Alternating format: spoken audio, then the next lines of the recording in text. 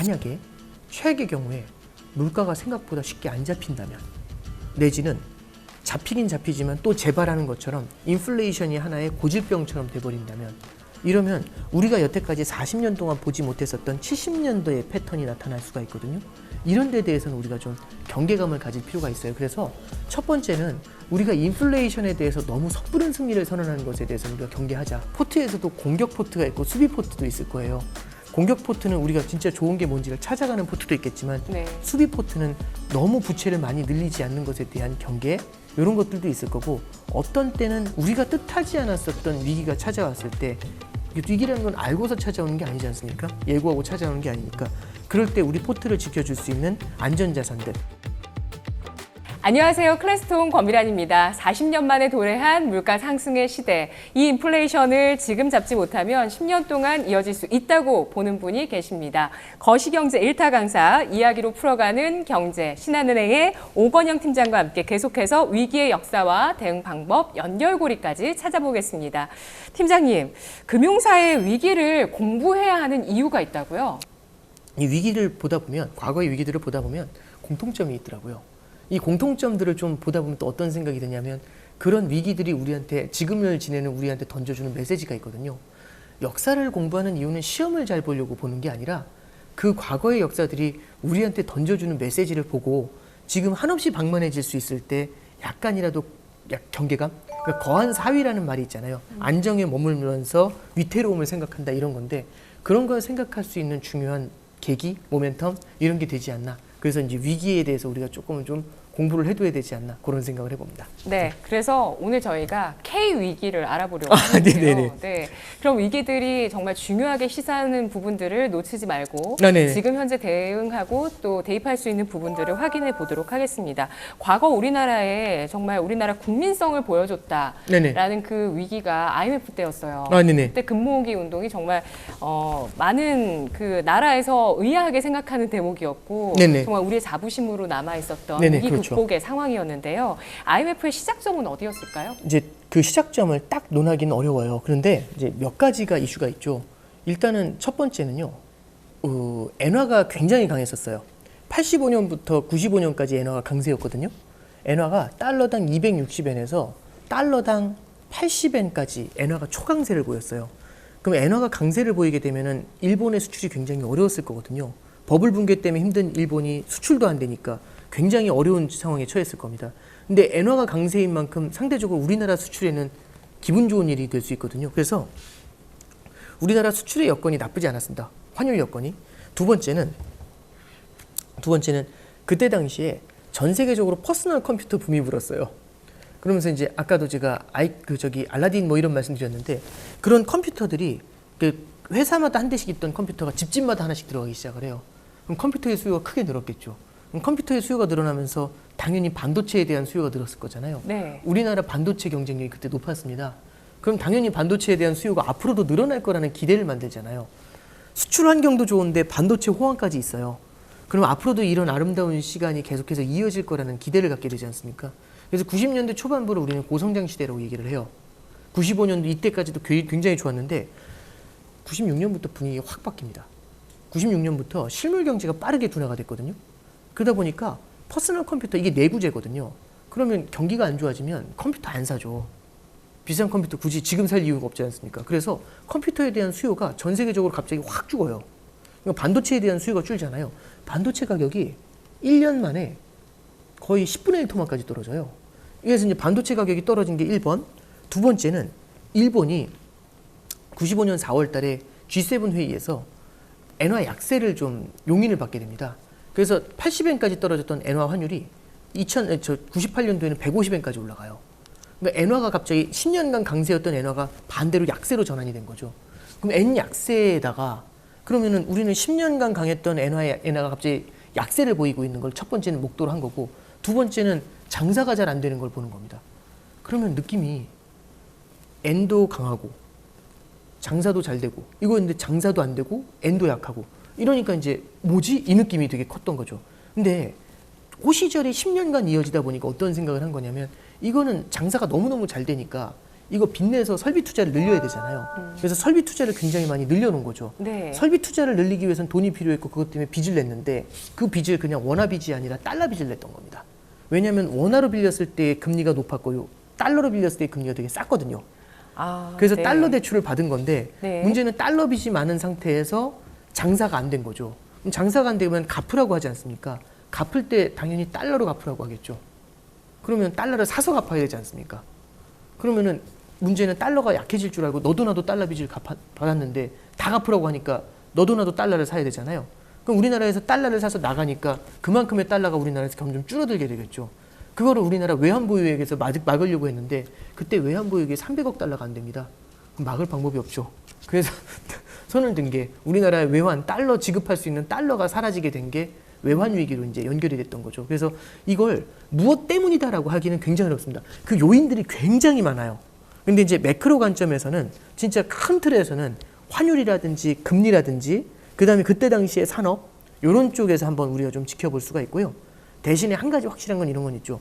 워낙에 좋은 시절이 오랫동안 유지되면서 네. 이 시절이 앞으로도 이어질 거라는 관성, 낙관론 이런 것들이 굉장히 강했었다는 거. 근데 그 낙관론이 반대로 돌기 시작을 하니까 당황스러운 상황이 펼쳐졌다는 얘기죠. 예, 그게 저는 되게 중요한 포인트가 아니었나 싶습니다. 네.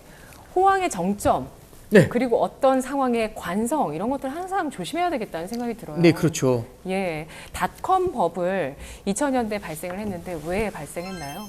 이 외환 위기하고 닷컴 버블이 또 연결이 돼 있어요.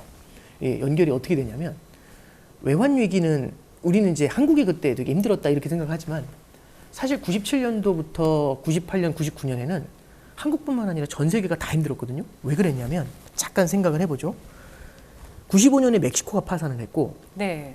97년에 우리나라가 무너지기 전에 태국, 인도네시아, 한국 이 순서로 무너져요. 그리고 98년도에는 러시아가 모라토리움을 선언했고 99년도에는 브라질, 아르헨티나가 무너져요. 그러면 이 많은 국가들이 쓰러졌잖아요. 이 신흥국들 중에서 굉장히 큰 건더기들이 다 쓰러진 거거든요. 근데 여기에 플러스로 중국이 굉장히 힘들었습니다. 이때 중국 경제가 4대 은행의 부채 문제 때문에 굉장히 힘들었었어요. 그래서 중국 무너진다 이런 얘기가 되게 많았고 오죽했으면 홍콩 시장을 소로스의 타이거 펀드가 공격을 한 적이 있어요. 98년도에. 그 정도로 중국 경제가 흔들렸거든요. 일본은 버블 붕괴 이후에 거의 침몰 단계에 있었던 거고 유로존도 독일 통일 이후에 성장의 모멘텀을 찾아가지 못해서 그때 이제 다들 뭐 독일병, 영국병 이런 말이 되게 유행했고 옛날에 저 고등학교 다닐 때 많이 들었던 게 유럽은 실업자들이 넘친다 이런 얘기만 되게 많이 들었거든요. 그게 옛날 얘기였던 것 같습니다. 그럼 유럽 경제도 안 좋잖아요. 그럼 전체적으로 전 세계 경제가 안 좋으니까 금리를 낮춰가지고 돈을 풀어놨을 거란 말이죠. 돈은요 어딘가 성장이 나오는 데 가서 고이게 마련입니다. 그럼 지금 성장이 나오는 데가 없고 다 무너져 내리니까 돈이 그쪽으로 가지 못하잖아요. 그러면 어딘가 성장이 나오는 데를 찾았을 텐데 유일하게 한 군데 남았죠. 미국만 남아 있습니다. 미국이 남아 있는데 미국에서 뭐라고 하냐면 지구의 반대편을 연결해 주겠다는 거죠. 그게 인터넷이죠. 근데 지구의 반대편을 연결하는데 너무 신나는 일이잖아요. 그때 저 아직도 기억나는 게 2000년도인가 99년도에 해외 전화인데 해외 전화를 이 인터넷으로 연결한 해외 전화였어요. 요금이 안 나오던데요.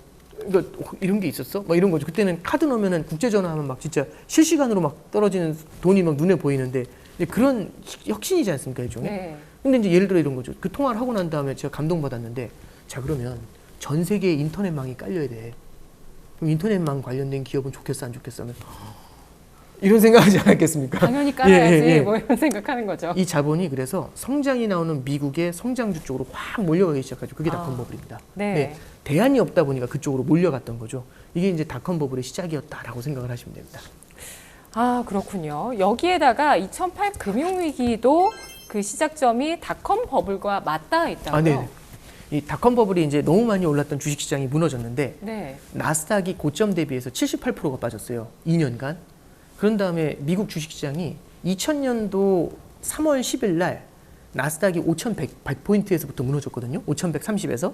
그게 고점이었는데 2000년도 3월 10일에 5130을 되돌린 게 언제였냐면 그때 그 전고점으로 돌아온 게 2015년 4월에 돌아옵니다. 15년간 예, 굉장히 어려운 시간을 보냈었던 거죠. 중간에 금융위기도 있었고. 네. 그런데 이때 당시에 그러면 또 미국 경제가 굉장히 힘들어졌을 거잖아요. 그럼 유일한 낙이었었던 유일한 희망이었던 미국 경제까지 무너지니까 이때 이제 미국이 금리를 1%까지 낮추면서 어마어마한 돈을 풀어줘요. 그 돈이 이제 풀려 나오잖아요. 돈은 어딘가 가서 고여야 되잖아요. 근데 이제 주식시장으로는 가서 못 고이는 겁니다. 그래서 찾았던 게 부동산이었죠. 부동산을 30년간 빠진 적이 없죠. 그래서 부동산 시장으로 자금이 밀려 들어가기 시작을 합니다. 그러면서 미국의 부동산 가격이 하늘 높은 줄 모르고 오르는 거죠. 그리고 계속해서 자산 가격이 뛰니까 그 부동산을 기초 자산으로 한 다양한 파생 상품이 개발돼 가지고 시중에 이제 풀리기 시작을 해요. 이게 그럼 뭘 만들게 됐을까라고 생각을 하면 결국엔 그게 서프라임 모기지 파생 상품 이런 것들로도 연결이 되죠. 그리고 거기에 금융기관들이 상당히 많이 투자를 했고 이 얘네들이 이제 붕괴된 게 너무 많이 올랐던 부동산 가격이 떨어지면서 여기에 연계됐었던 파생 상품들이 흔들려 나갔던 게 그게 금융위기였던 겁니다. 네, 그렇군요. 이렇게 얘기를 들어보니까 그게 다 연결이 되고요. 네. 그리고 또 어떤 쏠림이나 관성은 위험하다라는 것을 우리가 항상 좀 염두에 둬야 되겠다는 생각도 들어요. 네네네. 예. 이게 지금 이 관성을 말씀해 주셨는데 네. 2000년도 초에는 이 닷컴 버블의 주가가 너무 많이 뛰는데 진짜 말도 안 되는 기업들의 주가가 또 뛰었거든요. 그걸 바라보면서 무슨 생각을 했냐면 이게 버블이야. 이것보다도 미래가 창창하지 않습니까? 지금 3년간도 엄청 올랐는데 금리 올린다고 해도 계속 올랐는데 전혀 걱정하지 않았던 거죠. 그래서 관성이라는 게 있는 거죠. 10년간 오른 나스닥인데 앞으로도 계속 오르겠지. 10년간 강세였던 엔화였는데 앞으로도 강세겠지. 이게 95년도의 테마였던 거잖아요. 외환위기 당시에. 그리고 40년간 빠지지 않았던 미국의 부동산인데 계속 오르겠지. 이 생각이 있지 않았을까요? 그러니까 그 많은 파생 상품에 투자를 했을 거고. 그래서 우리가 투자를 갖다가 너무 과감하게 할 때는요. 빚내서 투자할 정도까지 갈 때는 이게 계속해서 그 낙관적인 상황이 이어질 거라는 확신이 존재했을 때 그렇게 따라가게 됩니다. 그래서 저는 그런 어떤 확신 그리고 안이함 이런 데서는 조금 좀 경계감을 갖고 있는 게 굉장히 중요하겠다 이런 생각을 해봅니다. 말씀 들어보니까 네네. 그러면 지난 10년 동안 강세를 보였던 자산은 어디였을까 이걸 좀 찾아봐야 되겠다는 생각도 들고요. 네네. 네. 예, 그리고 또 이렇게 쭉 위기들을 살펴보니까 위기는 10년마다 반복된다는 명제가 정말 네. 진리구나라는 생각도 들어요. 네네. 네. 이제 뭐 예를 들어 이제 그런 말씀하시는 분들도 계시죠. 97년에 외환위기가 있었고, 2008년에 금융위기가 있었고, 2020년에 코로나 사태 있었으니까 뭐 딱 10은 아니지만 10년 언저리에 뭐 있는 거 아니냐. 그래서 10년 단위로 거대한 위기가 찾아오는 거 아니냐. 이제 이렇게 말씀하시는 분들도 계세요. 네. 금융시장에 사이클이 있습니다. 분명히 있고요. 그게 4년짜리 사이클도 있고 10년짜리 사이클도 있고 40년짜리 사이클도 있어요. 근데 이 사이클이 꼭 맞거나 그런 건 아니고 저는 오히려 좀 이렇게 생각을 해요. 하나의 사이클이 만들어져서 안정적으로 흘러가잖아요. 네. 그럼 지금보다 이게 더 계속해서 좋아질 거라는 생각이 이어지게 되면 그럼 어떤 생각이 드냐면 앞으로도 이 아름다운 세상이 이어질 거라고 생각을 하면은 미래가 예측이 되지 않습니까? 투자는 미래를 보고 하는 겁니다. 앞으로도 좋아질 거라고 생각하면 미래의 걸 먼저 땡겨서 투자하고 싶잖아요. 그러면 미래에도 좋아질 걸 미리 살려고 하겠죠. 그러니까 재건축을 할 것 같은 미리 와서 사지 않습니까? 그러면 앞으로도 좋아질 거라는 확신이 생기면 앞에서 투자가 되게 크게 일어나면서 쫙 밀어 올리는 그래서 이제 그래프 곡선 같은 거 보면은 이게 이렇게 천천히 오르다가 이렇게 수직으로 서버리잖아요. 네. 그리고 이게 하나의 어떤 버블이라든지 그리고 그런 것들이 하나의 안이함의 극단일 수 있겠죠. 그런 것들이 만들어졌을 때 반대의 흐름이 나타날 수가 있죠. 그래서 저는 특정한 안정적인 상황이 9년, 10년 이렇게 이어지면서 무장해제가 되는 상황에서 또 다른 사이클이 나타났던 게 아닌가. 그래서 10년이다 딱 이런 사이클을 보자는 게 아니라 무언가 굉장히 막연한 낙관론 아니면 또 극단의 비관론 이런 것들이 네. 존재하는 곳에서 분명히 빈틈이 나타났던 게 과거의 역사가 던지는 메시지가 아닌가 그렇게 생각을 해봅니다. 네. 자, 막연한 낙관 그리고 호시절이 너무 오래 이어지다 보니까 사람들이 좀 무장해제되는 순간 네네. 그때를 조심해야 된다는 네네 말씀이시네요. 그렇습니다. 네. 예. 자, 그렇다면은 가까운 미래에는 과연 어떤 위기가 다가오게 될까요? 네. 예측 가능하시다면 예. 그 위기의 형태에 대해서 좀 예. 윤곽을 보여주시면 좋을 것 같고 예. 그리고 대응 방안이 있다면 어떤 게 네네. 있을까요? 저는 뭐 이제 위기팔이나 이런 거하고는 전혀 상관이 없고요. 다만 뭐 위기가 온다 이런 것들보다는 예. 이런 것 같아요. 이런 위기가 나타날 가능성이 있으니까 우리가 포트폴리오를 운용할 때에도 한쪽으로 쏠아넣지 말자라는 게 제 말씀의 핵심이 되는 거거든요. 그래서 너무 과도한 쏠림보다는 균형 있는 투자가 되게 포인트가 될 것 같다. 그럼 균형 있는 투자가 될 때 가장 핵심이 뭐냐면 그러면 무언가 우리가 생각하지 못했던 위험이 존재하지 않는가 이제 이런 얘기를 하는 거죠. 그래서 이제 어떤 것들을 우리가 지켜봐야 되는가. 일단 첫 번째는 저는 인플레이션에 대해서는 좀 봐야 될 것 같아요. 지금 시장에서는 굉장히 많은 분들이 그 생각을 하시는 것 같아요. 물가는 안정이 될 거고 금리는 내려올 거고 네. 그럼 저물가 저금리로 돌아갈 거고 이 생각이거든요. 그럼 저물가 저금리가 언제 있었냐면 2010년대 10년을 관통했던 단어가 저성장 저물가 저금리예요. 그걸로 돌아간다는 얘기지 않습니까? 그럼 그 시절에 가장 강했었던 게 뭐였을까? 그렇게 본다면은 그때 당시에는 이제 성장주 이런 것들이 굉장히 좋았었죠. 네. 그럼 우리는 그 환경으로 다시 돌아간대요. 지금이야 금리가 높지만. 그러면 걱정할 게 뭐 있겠습니까? 그 시절로 돌아간다고 하면 미리 담고 있으면 좋죠. 그래서 이제 미래의 그런 확신들, 이런 것들이 지금 우리가 많이 반영을 하고 있는 게 아닌가라는 생각을 좀 해볼 때가 있어요. 근데 만약에 최악의 경우에 물가가 생각보다 쉽게 안 잡힌다면, 내지는 잡히긴 잡히지만 또 재발하는 것처럼 인플레이션이 하나의 고질병처럼 돼버린다면, 이러면 우리가 여태까지 40년 동안 보지 못했었던 70년도의 패턴이 나타날 수가 있거든요. 이런 데 대해서는 우리가 좀 경계감을 가질 필요가 있어요. 그래서 첫 번째는 우리가 인플레이션에 대해서 너무 섣부른 승리를 선언하는 것에 대해서는 우리가 경계하자. 그래서 연준에서도 얘기하는 게 요즘 무슨 얘기하냐면 스탑앤고를 경계해야 된다. 왜냐하면 다 잡혔다고 생각하고, 그러니까 뭐냐면 이렇게 불씨 남아있는데 그냥 철수해버리는 거죠. 그럼 얘가 또 불이 나버리지 않습니까? 그래서 이제 갈 때 확실히 가가지고 제압을 해버리고 가야지 이 불씨를 남겨놔서 좋을 게 없다. 이제 이런 얘기고, 아마 이제 처음에 이제 또 소개를 해주실 때 10년짜리 인플레이션이 나타날 수 있다 이제 이렇게 말씀해 주셨는데, 그렇게 된다는 게 아니라 여기서 섣부른 승리를 하게 됐었을 때는 인플레이션이 고질병이 돼버릴 수 있죠. 그게 70년대 얘기입니다. 그래서 저는 70년대와 같은 인플레이션에 대한 우를 범하는 것에 대해서 우리가 꼭 경계감을 가져야 된다. 이게 일단 저는 우리가 앞으로 좀 바라봐야 될 매크로 시나리오에서의 주의점이 아니냐, 그렇게 보고 있습니다. 네. 자, 그리고 여기 이런 고금리 상황에서 그 파급에 대해서 아까 저희가 또 많이 생각했던 부분들이 부채 문제거든요. 아, 네네. 네, 결국에는 뭐 기업의 부채 같은 경우는 사실 기업들은 이제 주식시장에 상장을 하거나 또 유상증자를 발행하거나 이런 식으로 또 자금을 조달을 해서 투자를 단행합니다. 네, 그렇죠. 예. 그리고 뭐 현금도 뭐 괜찮아요. 현금 네네네. 여력이 우리 대기업들이 부족한 곳은 별로 없잖아요. 아, 현재 그렇죠. 전혀 예, 없는 예, 상황이고. 근데 이제 가계 부채라든지 정부의 부채가 좀 부담이 되는 상황이잖아요. 네네네. 여기에서 위기가 발생할 가능성은 얼마나 있을까요? 일단 우리나라 정부 부채는 다른 나라에 비해서는 안정적입니다. 근데 네. 이제 문제가 뭐냐면 비율이 그렇죠. 예, 그렇죠. 비율은 예. 우리나라 재정 적자 비율은 다른 선진국에 비해서는 상당히 안정적이거든요. 다만 최근에 올라오는 속도가 좀 빠르고, 그리고 이제 우리나라가 다른 어떤 나라보다도 고령화 사회로 들어가는 속도가 빠를 수 있다라고 하는 거지 않습니까? 그러면 그때는 재정 지출이 생각했던 것보다 눈덩이처럼 늘어날 수가 있거든요. 그럼 그때는 감당하기 어렵다라고 가정을 했었을 땐, 그럼 우리나라 같은 경우는 그런 이슈가 벌어졌었을 때는 최근에 미국에서도 신용등급 강등이 나타났던 것처럼 우리나라에 대해서도 그런 경계감들이 나타날 수가 있죠. 그래서 저는 우리나라 재정에 대해서는 당장 걱정할 건 아니지만 이걸 방만하게 재정 지출을 늘렸을 때 나타날 수 있는 부작용들, 여기에 대해서는 꼭 짚고 넘어가야 된다. 그래서 약간은 지속 가능한 지출, 정부 지출, 이걸 바라보는 게 저는 포인트라고 보고요. 가계부채는 사실은 저도 우리나라의 아킬레스건 중에 하나라고 봐요. 그리고 하는 총재께서도 얘를 지금 100%가 넘은 걸 80%까지는 낮춰야 된다는 얘기를 하시거든요. 근데 이 가계부채라는 것 자체가 갖고 있는 가장 큰 문제는 정부하고 기업에 대비해가지고 가계는 부채 관리가 잘 안 됩니다. 일단 정부에서는 부채 관리하는 사람이 따로 있을 거잖아요. 기업도 부채 관리하는 전문가가 있겠죠. 가계는 개개인이 다 다른 방식으로 부채 관리를 할 거고, 개개인이 갖고 있는 금융에 대한 이해도도 다 다를 수가 있죠.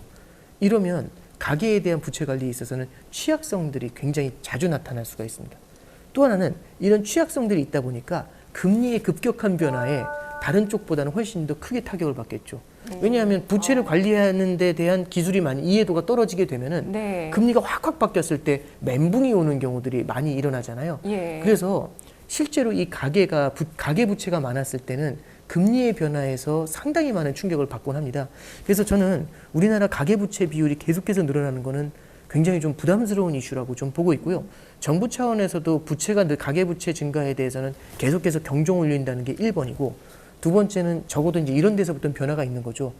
변동금리하고 고정금리가 있지 않습니까? 고정금리의 비율이 요즘 최근에 조금씩 늘어나고 있거든요. 우리나라도.